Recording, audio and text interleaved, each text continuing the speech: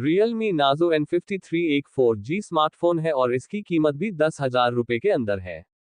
इसे खरीदने से पहले आपको हर चीज के बारे में जान लेना चाहिए। Realme ने बहुत कम समय में अपनी अलग पहचान बना ली है।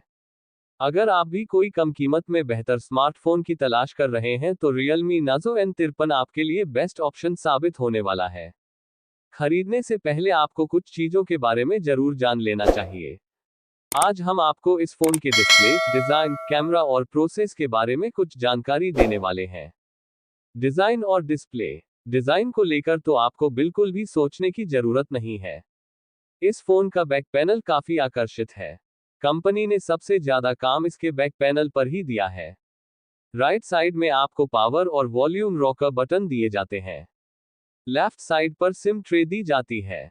बेहतर डिजाइन की तलाश कर रहे यूजर्स के लिए ये फोन सबसे बेस्ट ऑप्शन साबित होने वाला है। आप भी इसे आसानी से ऑर्डर कर सकते हैं। Realme Nazo N53 की डिस्प्ले की बात करें तो फोन में 6.74 इंच फुल HD जोड़ डिस्प्ले दी जा रही है जो 90 हर्ट्ज रिफ्रेश रेट के साथ आता है। बेहतर रिफ्रेश रेट की वजह से हमें टच में तो कोई शिकायत नहीं देखने को मिली। हमारा एक्सपीरियंस भी मल्टीटास्किंग और गेमिंग को लेकर काफी अच्छा रहा है। खासकर डिस्प्ले के लिहाज से आपके लिए ये फोन बेहतर ऑप्शन साबित हो सकता है। लेकिन इस फोन की डिस्प्ले क्वालिटी उतनी बेहतर नहीं है।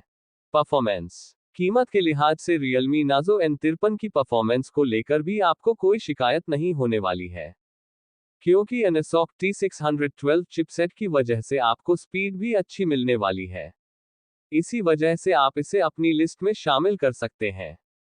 हालांकि हाई ग्राफिक्स गेमिंग के दौरान जरूर आपको थोड़ी परेशानी हो सकती है, क्योंकि ये गेम्स इसमें ज्यादा बेहतर एक्सपीरियंस नहीं देती हैं। साथ ही स्पीड को लेकर भी आपको ज्यादा सोचने की जरूरत नहीं है। हमारा एक्सपीरियंस फोन की स्पीड को लेकर अच्छा रहा है। मल्टीटास्किंग या सोशल मीडिया यूज करते समय ये काफी स्मूथ रहा। कैमरा। Realme Nazo N53 में 50 MP AI कैमरा मिलता है।